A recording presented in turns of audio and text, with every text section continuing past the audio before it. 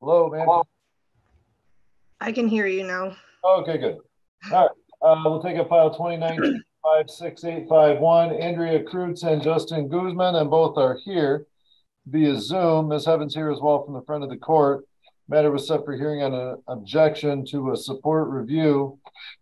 I'll start with Ms. Evans. Ms. Evans, what's the front of the court's, or what's the status of the matter, I guess, on the objection?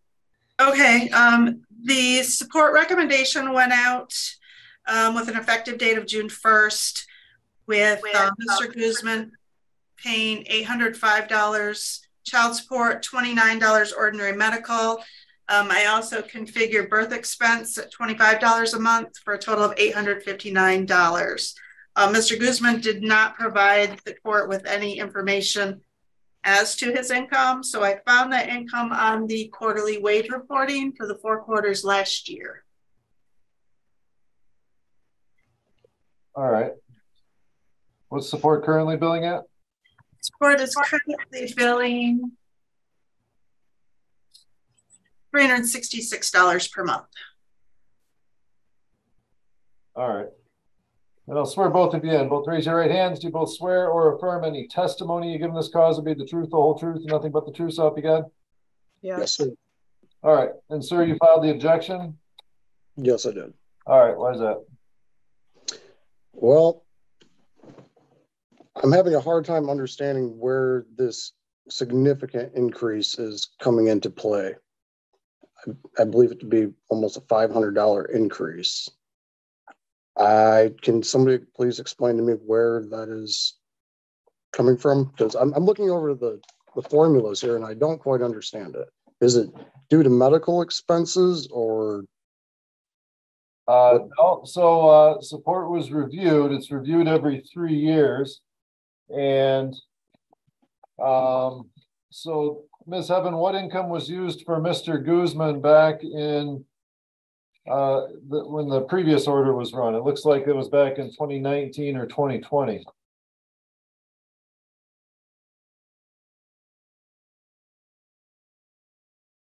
While she's looking that up, just so you both know, overnights with the child and income are the 2 major factors in child support, okay?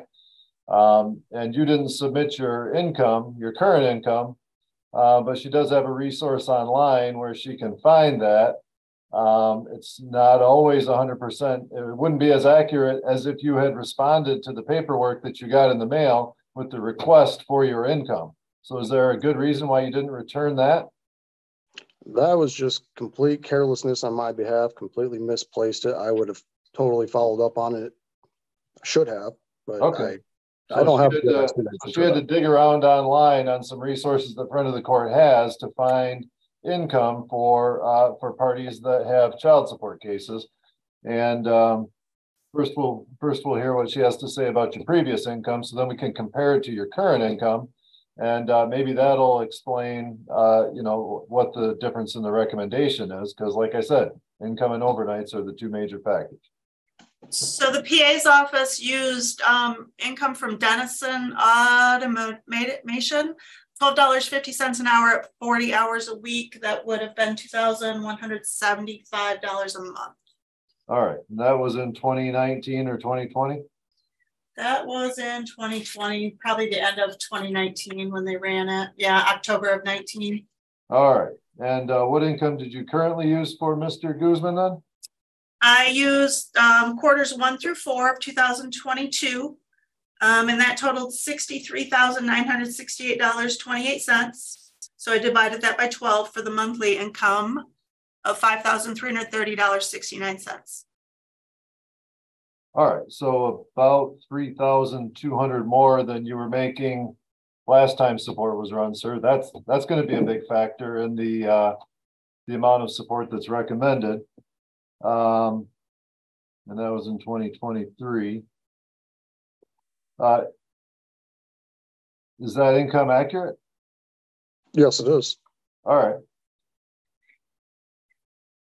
right. And just a quick calculation I did here while she was doing that, the 366 that you were paying for the last 3 years was about 17% of your gross income.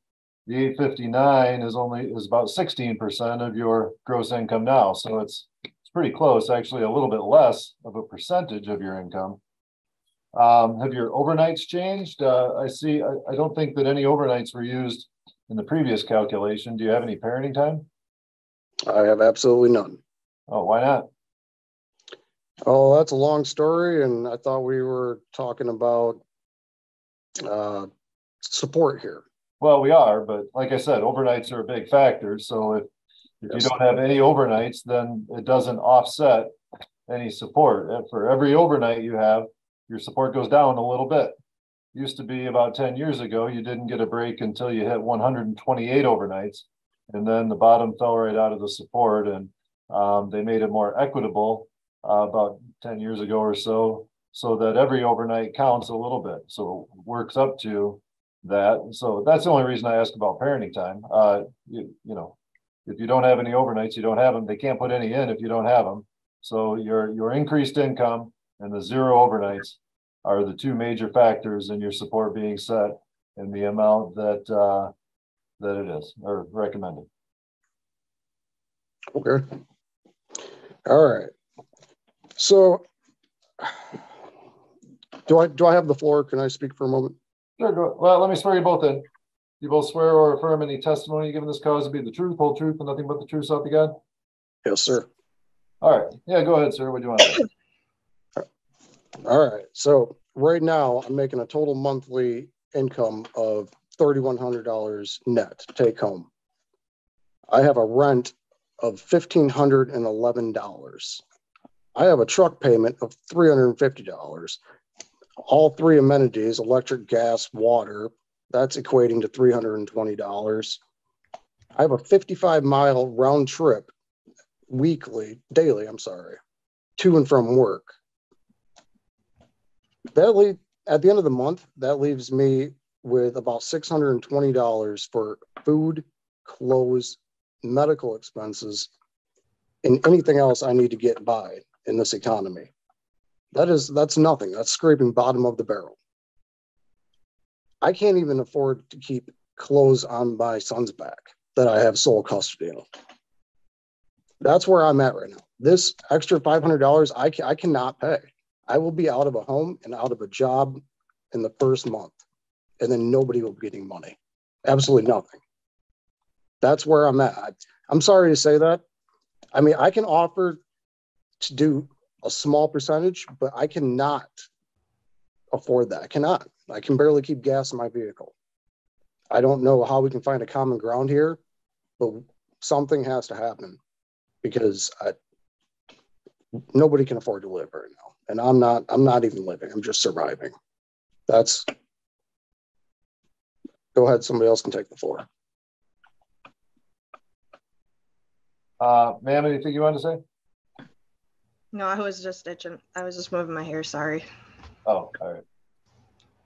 So, sir, you said you have custody of a child. You get child support for that child? I gained sole custody about 1.5 years ago. I have received 2 separate payments in the past year. I believe one in March and one in April of $600. I don't know what the state has set in place as far as their guidelines for support on him, but those are the only payments I've received, and I haven't dug into it. I haven't called my caseworker. I haven't asked for $1. Haven't tried. All right. Well, if money's tight, or if you anticipate money being tight, having that obligation enforced might be one place to start. Do you live alone with your child, or does anybody else live there? I have a significant other. Okay. Does that person work? Yes, she does. Okay. So we don't use her income in computing your support, obviously, but if you've got a rental payment and electric, gas, and water, and things that benefit both of you, then you should both be contributing to that. So that's not solely your expense. I would assume if she lives with you that she chips in for the rent and the expenses associated with the home, the utilities. So it's not truly credible to say if your rent is $1,511 that you're solely responsible for that. Same with the electric, gas, and water. Right? Those are my obligations. Okay, but if you have another wage earner in the house, she could be contributing to those obligations. We have plenty of them. Well, I know. We have three children. And raising children 100% of the time without any time away, being solely responsible for food, clothing, shelter, and all that kind of thing for a child is pretty expensive. Yes, So my next question is, when did your wage increase from $12.50 an hour up to the $64,000 that you make now per year? Oh, that started when I started my employment with Evoqua Water Technologies in 2019, March of 2019. I started off there at $17.50 an hour. So I've received what, $9 in raises in the last 3 years with that company. That right there alone has barely kept up with inflation. All right. Barely. But your last support obligation was based on $12.50 an hour, not even the 17 an hour. So I don't know where that came from, but you've been paying a lesser amount of support for 3 or 4 years now than maybe what you ought to have been paying. Okay.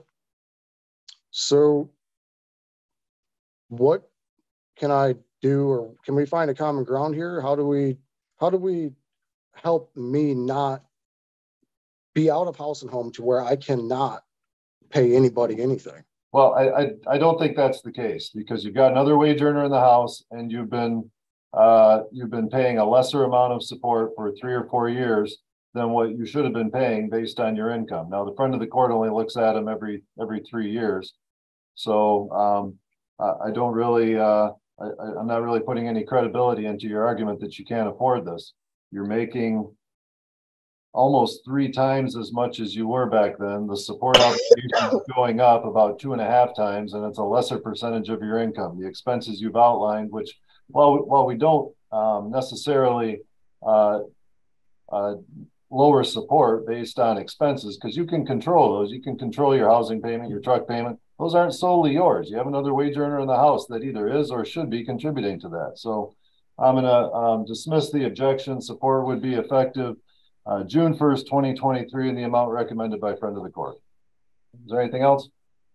I don't consent to this. Well, you don't have to. An order will be entered. It'll have language at the bottom on how you can object within 21 days of receiving that recommendation. If you do object, then the matter will be set for further proceedings with the judge. Understood. All right, we're all set.